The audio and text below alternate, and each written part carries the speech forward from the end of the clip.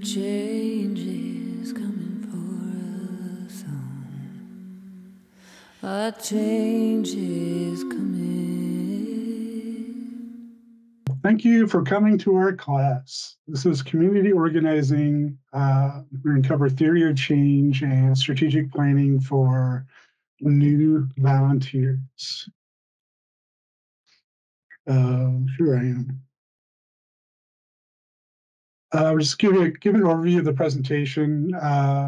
We're going to do the introduction, which is this part, and then we'll talk about theory of change, strategic planning, integrating the two, and then conclusions and next steps.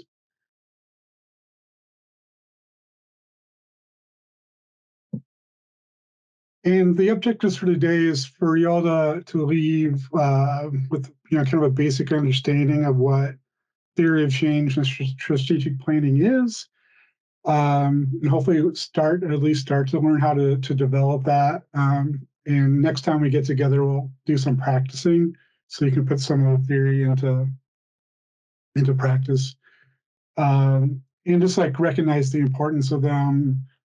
And the last line is a lie. We're going to skip the group exercises tonight and save that for next time, but something to look forward to. And for those who may have missed the other training we did, just an overview of what is community organizing. It's a process of building power through collective action, and it allows, by combining, power, it empowers communities, more powerful than they were before as individuals, with everybody kind of like working in their own silos, and it really allows the community to come together to come up with solutions that work for everyone and that are lasting and sustainable. The importance of theory of change and strategic planning. A theory of change is a comprehensive description and illustration of how and why desired change is expected to happen in a particular context.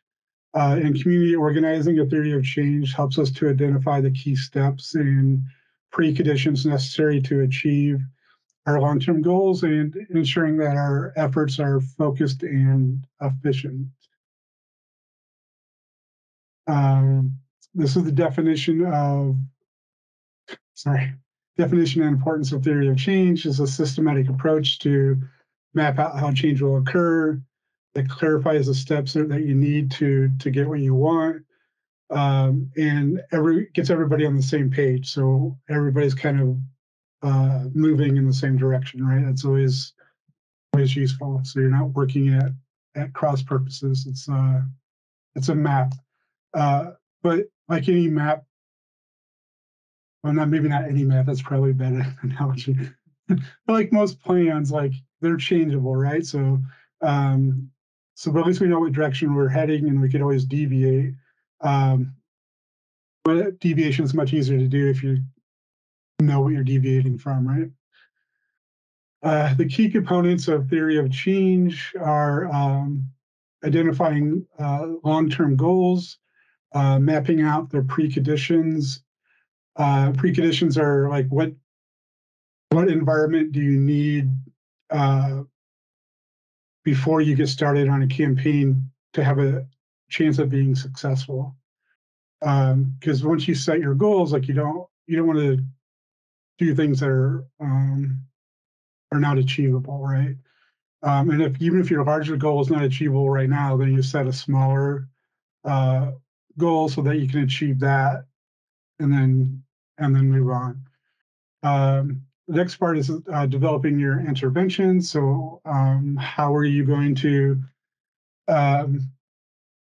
interact with the issue that you're wanting to work on? Like, how are you going to make that situation better?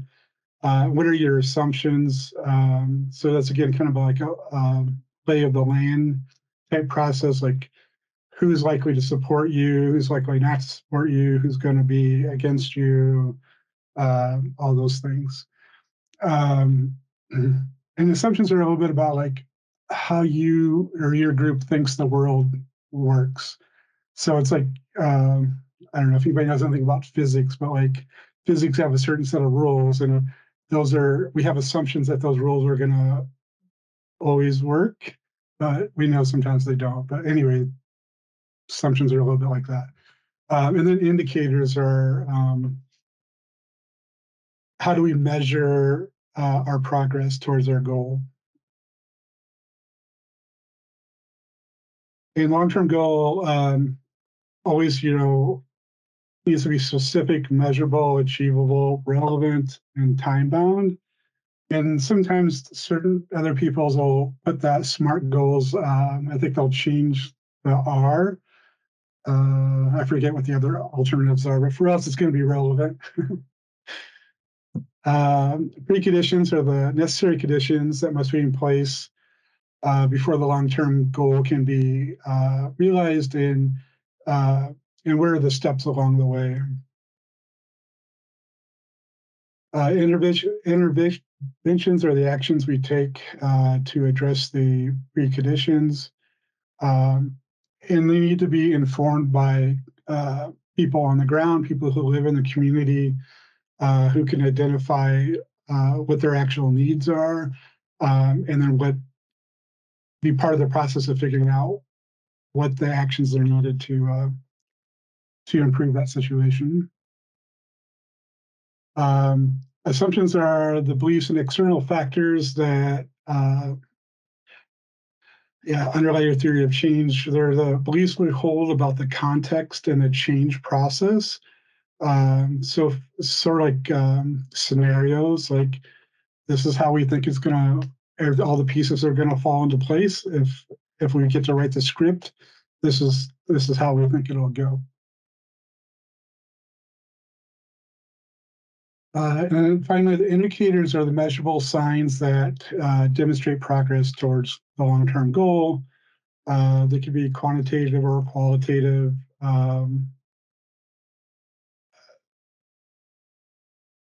Quantitative is preferred, but sometimes those are hard to get. But there's some quantitative measures that you can get, like number of people you've talked to, number of people you got to sign a petition, those types of things. Number of people you've gotten a certain stage on your ladder of engagement. Those are all things you can quantify. Strategic planning. This is the second part of our presentation.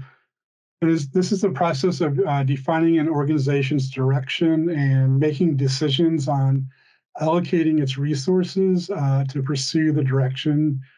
And community organizing, strategic planning helps us to set priorities, focus on our efforts and resources, and ensure that all stakeholders are working toward common goals.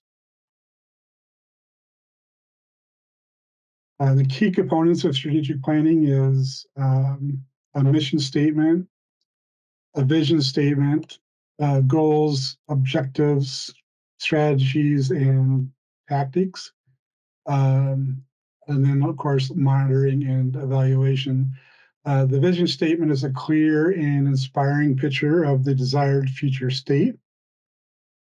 The mission statement is the concise statement of the organization's purpose, what it seeks to achieve, and how it will do so.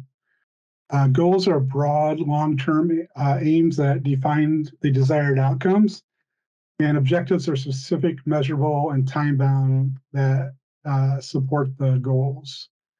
And strategies are the approaches used to achieve the objectives, and tactics are the specific actions taken to implement the strategies. And we talked about the difference between strategies and tactics a lot in the first training. Often those are easily confused. A lot of people, when they get into being activists, will often just jump straight to tactics, and uh, the tactics can be exciting, and it's thrilling. You're doing something, you're taking action, and that's good. Strategies allows you to connect all your tactics together to be more effective. So again, kind of going back to that game plan or roadmap concept.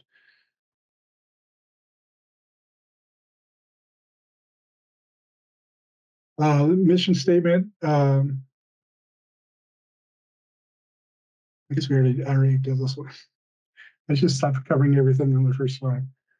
But again, it's just a concise description of your organization's purpose and core values, and it guides your decision making and shapes your organizational culture. Oh, I see what I did there. Yeah, so again, vision statement is just supposed to be aspirational and inspiring. It's the moonshot, right? Like we're in an ideal world. Um, how would we like it to be, and how would we like to be showing up in that ideal world? Again, goals. I think these get confused a lot too. So it's good to keep this in mind. Goals are more long term and related to your mission, and vision and objectives are just bite-sized milestones along the way to meeting your goal. Strategy and tactics, again, strategies are high level, um, and tactics fit inside the strategies. Um, Strategies kind of string all the tactics together and give you um, a way forward so that you can make your tactics most effective, rather than just jumping from one tactic to another. You may, I guarantee you won't be as effective if you're just like, hey, I know what we should do this week. The last thing is monitoring and evaluation. So it really helps to know like how you're doing and what's working and what's not working, so that way you can change and improve what you're doing. That might be um, trying out different scripts when you go canvassing, go door to door, and tracking. Well, when I used this script, I got 30% of the people to give me signatures. When I said this, framed it this way, I got 45% or whatever, right? So being able to track that kind of information along the way, and you have to plan for that too, and know what indicators you're going to be looking for and how you plan to track those. Now, the link between the theory of change and strategic planning. Um, Again, the theory of change informs your goals and objectives and strategies and tactics of the strategic plan.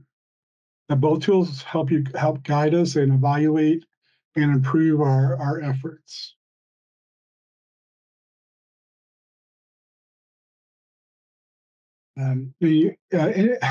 Integrating the two of them,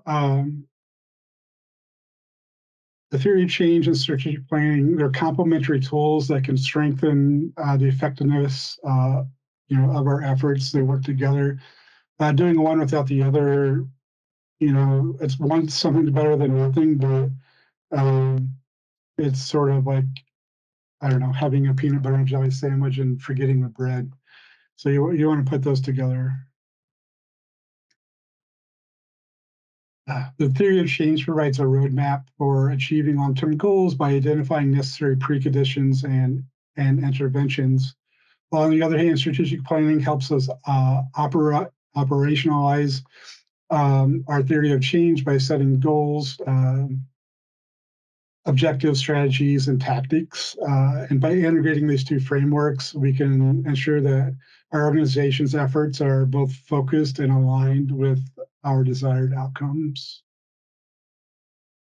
Some benefits of integrating the two is better alignment of goals and objectives, improved coordination among stakeholders, more effective resource allocation, greater adaptability in the face of changing circumstances, and then enhanced monitoring and evaluation of progress.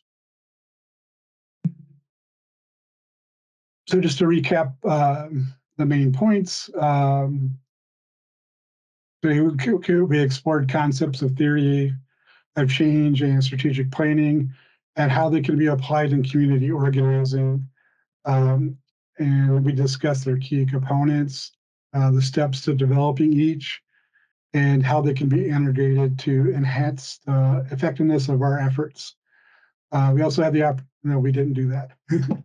I was going to say, we'll have an opportunity to go over questions and stuff here. Yeah, I just wanted, again, say thanks for everyone for showing up tonight. Your participation and work in the community and making this effort and coming together like this. So it's not something that everyone does. So yeah, you should just thank you for me, but you should be able to, proud of yourselves too, for doing what you do in the community and being willing to learn stuff like this at 7 o'clock at night on a Wednesday. So yeah, keep it up. If you want to read more about this community organizing in general, and they also cover theory of change and strategies in these books. These are really good books to get started with. The one, Why Civil Resistance Works, is really interesting. They looked at a bunch of data and came up with the 3.5% number, which is 3.5% of your population needs to be active in your campaign for the campaign to be successful. And this isn't just like getting a stop sign, at the end of the road. That concept, that theory, held over on overthrowing dictators. Dictators got overthrown with only 3.5% or less of the population, being involved in that, actively involved in that effort. So, to me, when I read that, I was like, that was really encouraging, because I think we kind of default to, oh, we need 50% plus one, or we need everybody on board. And the thing is, action itself is powerful, especially when majority of the people are taking no action, right? Just by you taking a action already puts that campaign, or puts your efforts above most other people. And just an example, as I think, as we all know, like, just look at the voting percentages, right? Like, especially local elections, it's like 10%. So even if you only got, that 10% or half of that 10% to go your way on an issue, that's enough to sway most issues, in local elections. Anyway, I just thought that was really encouraging. Change, it changes. Change.